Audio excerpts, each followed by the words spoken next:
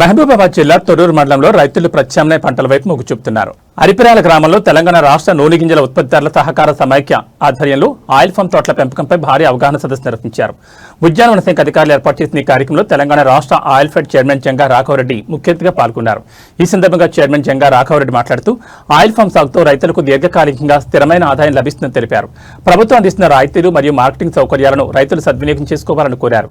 ఈ కార్యక్రమంలో పాల్గొన్న డిపిసిసి ఉపాధ్యక్షురాలు ఝాన్సీ రాజేందర్ రెడ్డి మరియు వ్యవసాయ మార్కెట్ చైర్మన్ హనుమాన్ల తిరుపతి రెడ్డి మాట్లాడుతూ సంప్రదాయ పంటల కంటే ఆయిల్ ఫామ్ లాభదాయకమని రైతులు ఈ పంట వైపు ఆలోచించాలని సూచించారు.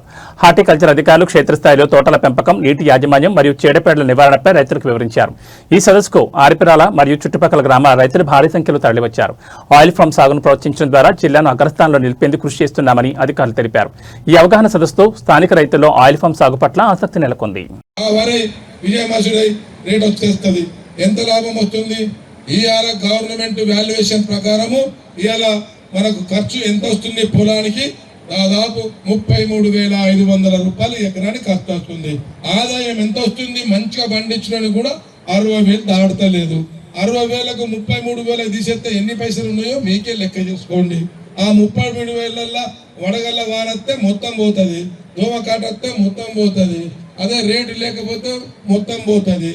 అదే ఆడికి మార్కెట్కి పోతే 5 కిలోలు 10 కిలోలు వాళ్ళు గుంజేసుకుంటారు. రేపు పైసలు తరా రైస్ మిల్ల దగ్గర పోతే నెలకి ఇస్తాడో 2 నెలలకి ఇస్తారో లేదు. ఆ 3 సార్లు తిరిగితే సిటీకి పోయినాం కదా, ఇంత క్వార్టర్ అన్న తాగపోతే బాగుండదేమో అని చెప్పి, లేకపోతే సిటీకి రాక వత్తివి అని చెప్పి ఒక క్వార్టర్ తాగుతుంది. ఆ క్వార్టర్ తాగితే అదో 1000 రూపాయలు ఖర్చు అయ్యాయి. లాస్ట్కి ఏం మిగిలినా అంటే నీ శ్రమ కూడా మిగలలేదు, నీ శ్రమ కూడా లేదు.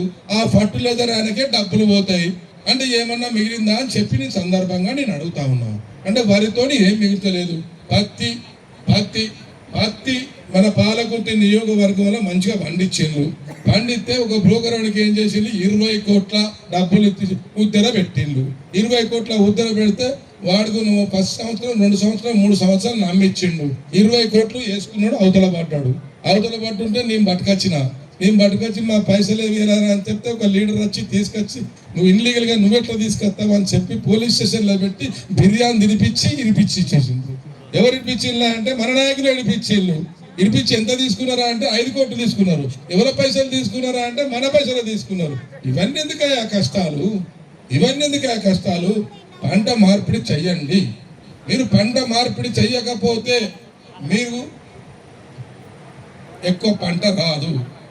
ఎందుకంటే భూమి కూడా కంటిన్యూగా మీరు ఒకటే పంట వేస్తే మన భూమి కూడా మనం వరిపోన వేసాం, ఎవరెవరో వేసి యాసింగ్ వస్తే మనం మొక్కజొన్న వేసాం. ఇప్పుడు ఎత్తానవా? మళ్ళీ కదా వర్షం ఎత్తాను. కాబట్టి మొక్కజొన్న ఎందుకు ఎత్తలేవా అంటే మొక్కజొన్నలో నువ్వు మళ్ళీ కోతులు వస్తాయి కాబట్టి ఎత్తలేవు. నీకు కూడా ప్రాబ్లం ఉన్నది. కాబట్టి నేను ఏమంటున్నా, ప్రాబ్లం ఉన్నది. ఇక్కడ కోతుల పెడద లేదు, మార్కెట్ బాధ లేదు, దొంగల బాధ లేదు, భూమి బాధ లేదు, భూమి ఒడ్డు జరిగేది లేదు, అదంతా ముందే. కాబట్టి మీరు వేయండి ఆయిల్ ఫామ్ వేస్తే మీకు లాభం ఉన్నది, మీరు బతుకుతారు. ఒక కుటుంబాన్ని మార్చి చూసినాక చెప్పండి, ఇలా పంట చేతికి వస్తుంది, ఇలా ఫ్యాక్టరీల బాధ లేదు, మార్కెటింగ్ బాధ లేదు, ఇన్కమ్ ట్యాక్స్ బాధ లేదు, ఎన్ని బాధలు లేని పంట ఇలా ఆయిల్ ఫీల్డ్ ఉంది.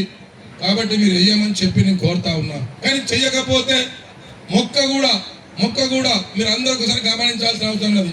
ఆకు గుంజి ఇట్లా కొస ఆనదిస్తే ఎక్కడైతే ఉంటుందో దాని ఏరు అక్కడ ఉంటది. మీరు చెట్లకు నీళ్లు ఏం చేస్తున్నారు? డ్రిప్పు దాన్ని ముందు పెడతా ఉన్నారు. ఈ ప్రాంతంలో డబుల్ రోడ్ పెట్టే అవకాశం మీకు ఉంది, పెట్టమని చెప్పి ఆల్రెడీ అప్రూవ్ అయిందట. అంత సపోర్ట్ కూడా అండి, అందరు అప్రూవ్ అయిందట ఆల్రెడీ. అది చూసినావా? అంత మంచి ప్రభుత్వం దివ్య దృష్టితో చేస్తా ఉన్నది. కాబట్టి ఒకసారి ఆలోచన చేయమని చెప్పని అనుకున్నాం. అందుకోసమనే ఎవరు పడితే వాళ్ళు నోరున్నట్టు మాట్లాడుతూ ఉన్నారు. ఇవాళ ఎక్కడ పడితే అక్కడ మాట్లాడుతూ ఉన్నారు, ఏడుస్తూ ఉన్నారు, తోడుస్తూ ఉన్నారు. మన మున్సిపాలిటీ ఎలక్షన్లో దయాగారాలు ఏడుస్తూ ఉంటే నాకు నవ్వుతా ఉన్నది.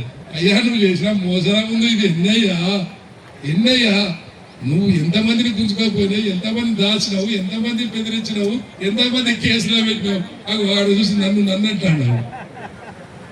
నేను పాలకుర్తి వచ్చినందుకే కదా 156 కేసులు పెట్టింది నా మీద. 156 కేసులు పెట్టినావు కదా. ఇప్పుడు ఆమె కూడా ఎందుకు వచ్చింది? ఇప్పుడు వారు కూడా ఛాలెంజ్ చేసి ఎందుకు వచ్చిండ్రు? నీ అంతు చూద్దామనే కదా. నువ్వు చేసిన ఇబ్బందినే కదా. అంటే ఇంతమందిని మోసం ఉంచుకొని సొమ్ము చేసుకున్నాడు. అర్థం చేసుకోవాల్సిన అవసరం. కాంగ్రెస్ పార్టీ ప్రజాస్వామ్యబద్ధంగా నడిచిన పార్టీ, ప్రజల పార్టీ, బడుగు బలహీన వర్గాల పార్టీ, రైతుల పార్టీ, రైతు సంక్షేమాన్ని కోరే పార్టీ. ఆనాడు నెహ్రూ కాంచన మొదలు పెడితే, ఇందిరాగాంధీ కాంచన మొదలు పెడితే, ఈ రాజశేఖర రెడ్డి వరకు, ఈ రోజు రేవంత్ రెడ్డి వరకు కూడా ఇలా రైతుల కోసం నిరంతరం పనిచేస్తా ఉన్నారని చెప్పి, ఇలా రైతులను బాగుపరిచే దృష్టిలో ముందుకు పోతా ఉన్నారని చెప్పి ఈ సందర్భంగా మీకు తెలియజేస్తూ, నిజంగా మీరు అందరూ ఇలా నీళ్లు లేని పరిస్థితి ఉండే, ఇలా తాగునీరు కష్టమయ్యే పరిస్థితి ఉండే.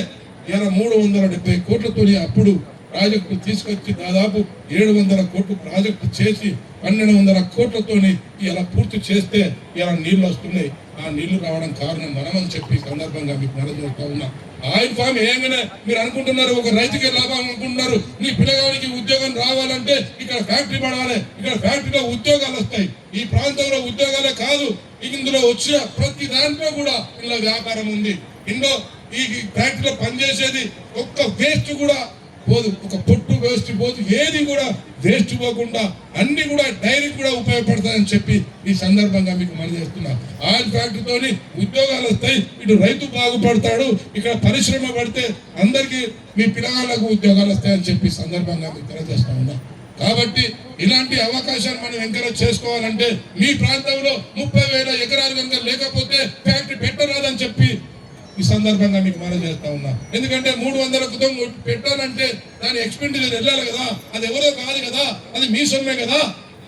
ఆ సొమ్ము ఇలా ఆయిల్ ఫెడ్ మీ ద్వారా వ్యాపారం చేస్తుంది కదా. కోఆపరేటివ్ డిపార్ట్మెంట్, డిసిసి బ్యాంకు ఇది వేరు కాదు. ఆడ బ్యాంకుల పైసలు మీరు కడితేనే ఎట్లయితే రావాలో, ఈడ కూడా మీరు చేసిన వ్యాపారమే, మీరు చేసిన పంటే ఇక్కడ మేము వ్యాపారం చేస్తున్నామని చెప్పి సందర్భంగా మీకు తెలియజేస్తా ఉన్నాం. ఈ ఫ్యాక్టరీ కడుతున్నాం, ఈ డబ్బు అంతా ఎవరిదో కాదు మీదే అని చెప్పి సందర్భంగా మీకు తెలియజేస్తా ఉన్నాం. మీ డబ్బును మీకు సక్రమంగా ఈ ఆయిల్ ఫామ్ ఇలా 12% లాభాలలో ఉన్నది. గవర్నమెంట్ సెక్టార్లలో కూడా ఇలా 12% లాభాలలో ఉన్నదంటే మీరు అర్థం చేసుకోవాల్సిన అవసరం ఉన్నదని చెప్పి సందర్భంగా మీరు అడుగుతా ఉన్నా. ఫ్యాక్టరీ చూసిన తర్వాత రేవంత్ రెడ్డి గారు అన్న మా దగ్గర కూడా ఫ్యాక్టరీ పెట్టానని అడిగిండు. అంటే ఆయనకు ఆలోచన లేదా అని చెప్పి సందర్భంగా నేను అడుగుతా ఉన్నా. అందుకోసమే అక్కను కూడా చెప్తా ఉన్నా, కొట్లాడతావో కలబడతావో నాకు తెలియదు, ఇక్కడ ఫ్యాక్టరీ తెచ్చుకుంటే నీ ప్రాంత రైతాంగం బాగుపడతారని చెప్పి ఈ సందర్భంగా ఈ ఫ్యాక్టరీకి దయచేసి ఏ రైతులు భూములు పోయినా, ఏ రైతులు రోడ్లు పోయినా ఇవాళ దయచేసి మీరు కొట్లాడ చేయకండి.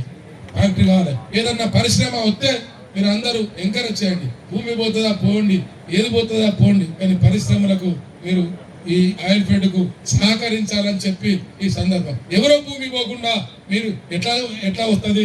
ఇప్పుడు మీరు తోరూరుకి వెళ్ళి ఇక్కడ దానికి వచ్చిండ్రు, ఎవరు భూమి పోతే వచ్చిండ్రు? ఏదో రైతు భూమి పోతేనే మీరు వచ్చింది కదా. ఈ సందర్భంగా మీకు తెలియజేస్తా ఉన్నా అక్క ఈ చెప్పి ఈ సందర్భంగా మీకు తెలియజేస్తా ఉన్నా. మనము సరి అయిన పంట, గతంలో ఎండాకాలం వస్తే రాగడి తోలేది, గతంలో ఎండాకాలం వస్తే పెంట తోలేది. ఇప్పుడు నీకు బర్లే లేవా, పెంట ఎక్కడున్నది నీకు చెప్పాల్సిన అవసరం ఉన్నది.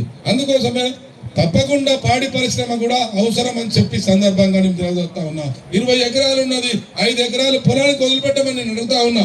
5 ఎకరాలు బర్లకు వదిలిపెట్టమని చెప్తున్నా నేను. ఆ బర్లకు వదిలిపెట్టి గడ్డేసి ఆ బర్ల పెంట వచ్చి ఆ బర్ల పెంటను ఇలా ఫామ్ ఆయిల్ అయ్యి 15 ఎకరాలు ఫామ్ ఆయిల్ అయ్యి నీ ఇల్లు సస్యశ్యామలం అవుతుంది.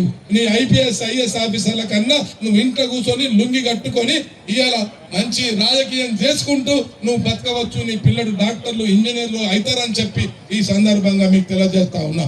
అందుకోసమే ఖమ్మం వాళ్ళు డాక్టర్లు ఇంజనీర్లు అయితే ఉన్నారంటే కారణం ఇదే కారణం అని చెప్పి సందర్భంగా అడుగుతా ఉన్నా. నేను ఖమ్మంలో ఒక డైరీ ఫామ్ చూసా.